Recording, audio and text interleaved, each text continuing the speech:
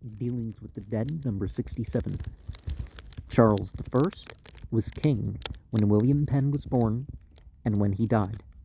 George I was on the throne. Penn therefore lived in the reigns of 9 rulers of the realm: Charles I, the Cromwells, Oliver and Richard, Charles II, James II, William and Mary as joint sovereigns, William alone, Anne, and George I. He was the son of Admiral Sir William Penn, and was born on Tower Hill, London, October 4th, 1644. The spirit and the flesh strove hard for the mastery, for young William came forth a Quaker fully developed. He was remarkable at Oxford for his fine scholarship and athletic performances. Penn believed that the Lord appeared to him when he was very young. The devil seems to have made him a short visit afterwards, if we may rely upon the testimony of Penn's biographers. Wood, in his Athena 4:645, gives this brief account of the Lord's visit. Penn was educated in puerile learning at Chigwell in Essex, where at 11 years of age, being retired in a chamber alone, he was so suddenly surprised with an inward comfort, and, as he thought, an external glory in the room, that he has many times said that from that time he had the seal of divinity and immortality, that there was also a God, and that the soul of man was capable of enjoying his divine communications. His biographer, Clarkson, says that Penn, at the age of 16, was led to a sense of the corruptions of the established faith by the preaching of Thomas Lowe, a Quaker, and broke off at the chapel and began to hold prayer meetings. For this he was fined and admonished. It is remarkable that Wood, though he states that Penn, after he became a Quaker, in good earnest, was imprisoned once in Ireland, once in the Tower, and 3 times in Newgate, does not even allude in his Athena to the expulsion from Oxford, which was related by Chalmers, Clarkson, and others. It seems that after he had become impressed by Lowe's preaching, an order came down from court that the students should wear surplices. This so irritated Penn that instead of letting his yea be yea and his nay nay accompanied with others, says Clarkson, he fell upon those students who appeared in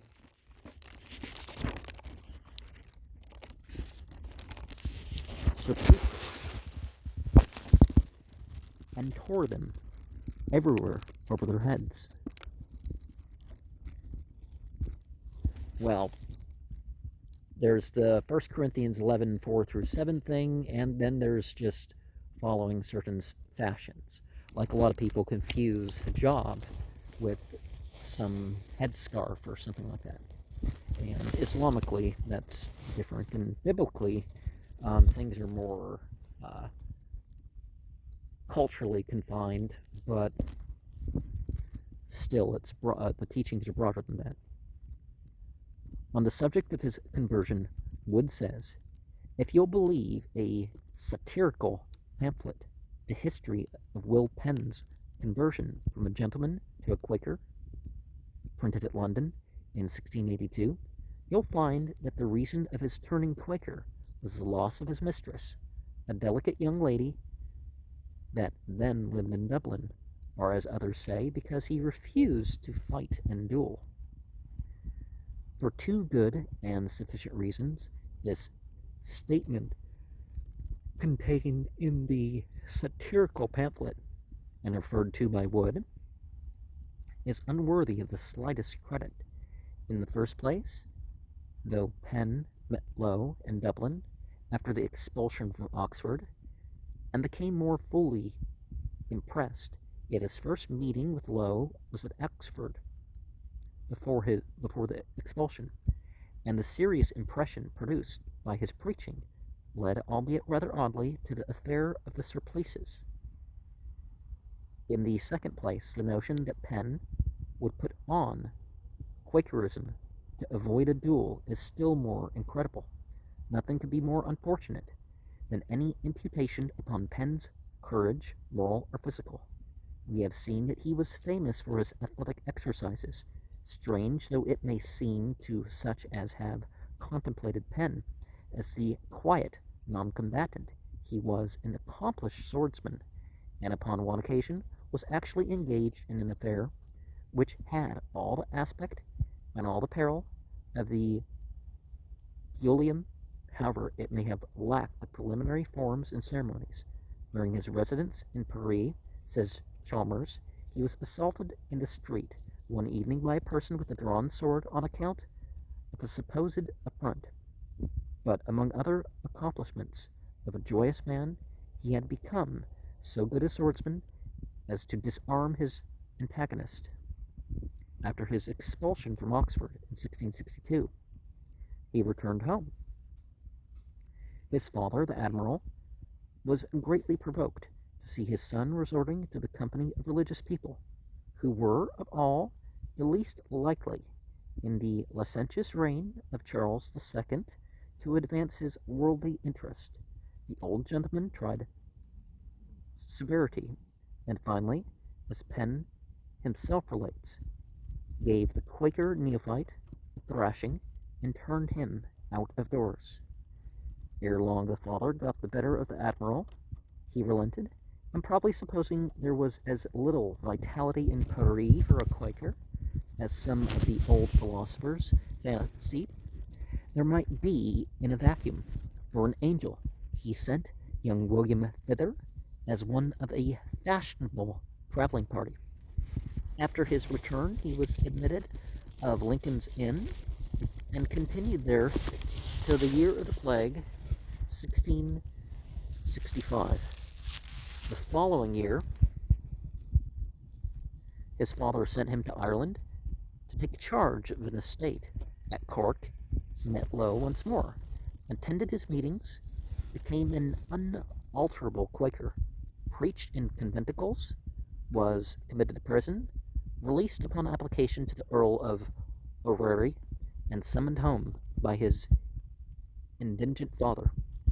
The old admiral loved his accomplished son, then 23 years old, but abhorred his Quakerish airs and manners. In all points, save one, the point of conscience, William was unexceptionably dutiful. At length the admiral agreed to compound on conditions which seem not to have been very oppressive. In short, he consented to waive all objections and let William do as he pleased in regard to his religion, provided he would yield in one particular, doff his broad brim, take off his hat, in presence of the king, the Duke of York, and his own father, the admiral. Young William demanded time for consideration. It was granted, and he earnestly sought the Lord on an empty stomach, as he says himself with prayer.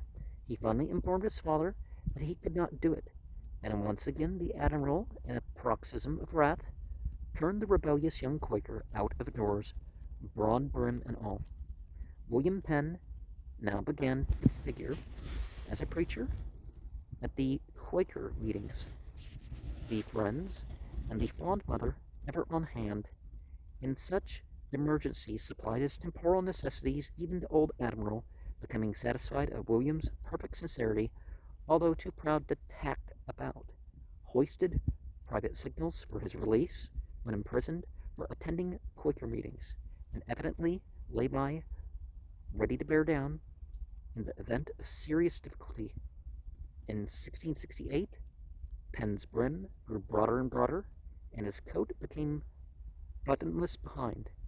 He was a writer and a preacher, and a powerful defender of the cursed and despised Quakers. The titles of his various works may be found in Clarkson and in Wood's Athena. They conformed to the fashion of the age, and were necessarily quaint and extended.